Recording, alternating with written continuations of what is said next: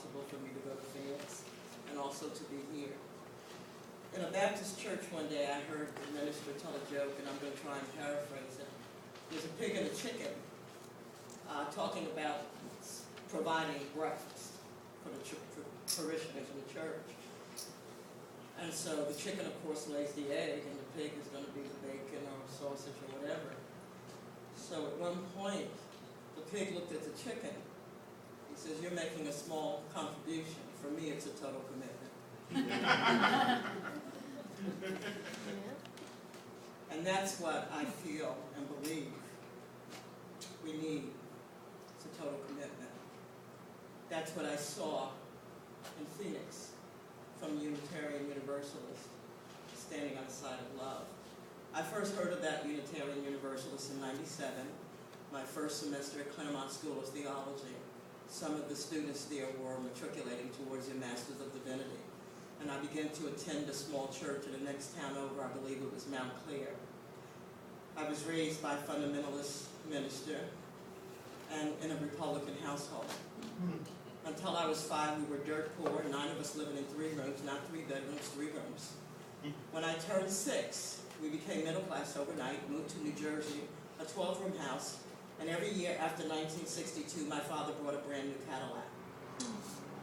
We made that money, he made that money, speaking to Republican groups, traveling around, talking to Republican groups. When I was 14, neither one of my parents had a high school education. You didn't know that by listening to them. So I would edit my father's speeches. When I was 14, he was going to St. Louis, Missouri to an organization called the Congress of Christian States of America. And the speech was, "Why am I here? A black man born in Georgia going to talk to you white folks." And it became published in pamphlet form. I edited, typed it on a Royal typewriter. My sister recently went to the Schomburg Museum in Harlem, which is a black culture museum, and that speech is there. I have been in and out of Universal Unitarian churches since '97. I go between Unity and Universal Unitarian. In April, I joined the church in Santa Barbara. I was very moved by the minister there, Aaron Emery. He's totally committed to social justice. I just resonate so deeply. He moves me when he speaks. So when the email came from Reverend Susan, I really didn't know her. I knew very few people. But I felt I needed to go. My concern was, who are these people that's organizing that? Because if they don't know what they're doing, they could get me killed. That's exactly what my thoughts were. Traveling in the car with Jan, I began to feel very comfortable. Immediately, she was my sister and my friend. And she assured me that she was going to be there with me. But when I got to Phoenix, we missed most of the training.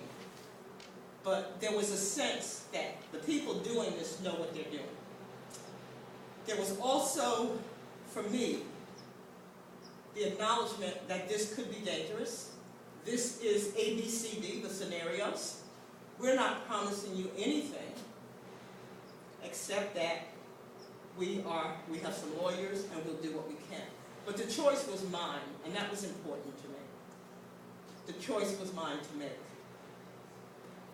That morning, about 5 o'clock, coming out of the house where we stayed, there was a rainbow. I'll never forget it. For us, it was a sign. I have struggled with physical illness a good part of my life. I was in a wheelchair 5 years ago. I have fibromyalgia and arthritis, but I have worked very hard through nutrition and meditation to get off the medication. So since January, pretty much I haven't been on any medication. It didn't occur to me that perhaps the stress of this, the heat of Arizona, getting arrested could trigger my fibromyalgia, my arthritis. It just never occurred to me. And so, it was 102 degrees that night at 7 o'clock, the night that we got there. When I saw Mar being arrested, she had given us a ride. I wanted to walk, but it was hard for me to walk, so she had given us a ride, and she was the first person arrested. But this group of people, the Unitarian Universalists, were oozing so much love and so much courage As we stood there with the Latino men holding the banner, a group of Unitarians formed a circle on the ground and sat down. And for me, it was a moment of transcendence. All of us were lifted higher. We became so much more together than we ever could have been separate. There was one other woman of color that was a part of the organizing, I guess, and she had said she didn't think it was good to be arrested if you were a person of color. So I was told that.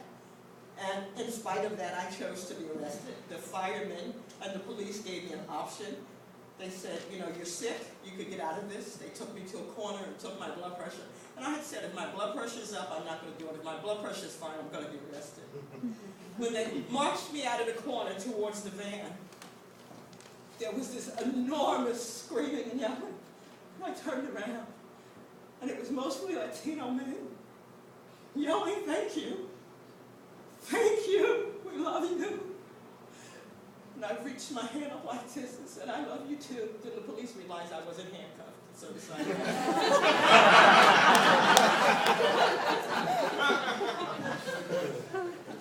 They took us in vans. The police were so kind to us. The sheriff was a different story. It was an enormous, unnecessary show of force. Enormous, unnecessary show of force. But we were all together in the jail cell. And so we were together, we were singing, we were holding one another up. Reverend Susan, I didn't know who she was. Someone took a picture of us sitting together in the holdup. And she seemed so distraught. Her wrist was all black and blue where they had the handcuffs on her. And I thought she was distraught because of her personal experience. She had been drugged into the jail with the people she was chained to. So at one point, I just looked at her and I said, are you all right? And she just almost lost it. She wasn't concerned about herself. She was upset because she had seen a Latino man be beaten.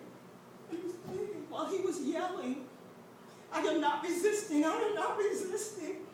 And she saw him be stomped.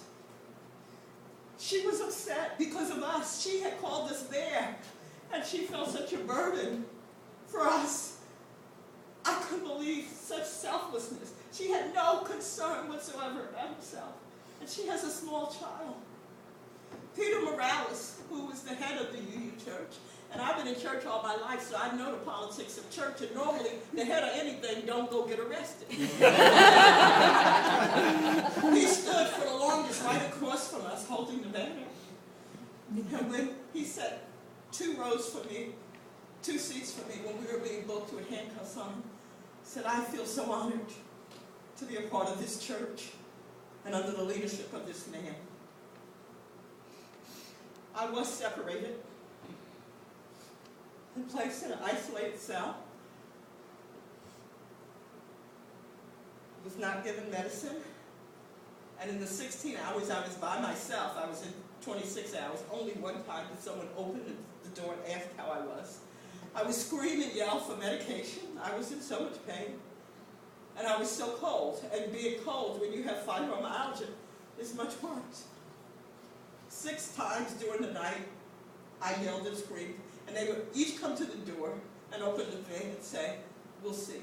At 5 o'clock in the morning, a sheriff showed up with the nurse and said, we're not giving you anything for pain, and you're not getting a blanket. We don't have to do anything for you until you've been here 24 hours. I made it through that night because I knew, just from the short time of having been around these folks, that they were praying for me. I knew it, felt it in the deepest part of my being. I said, you know, anything could happen to me. My kids know I'm in Phoenix, they have no idea where. And you hear all the time people mysteriously dead. But I was praying for each of you. I don't know names, but I remember faces. And I would have a face, and I would utter a prayer. And I knew that I was being prayed for. What I did not know is that when I was finally released in a wheelchair, that Reverend Susan and this enormous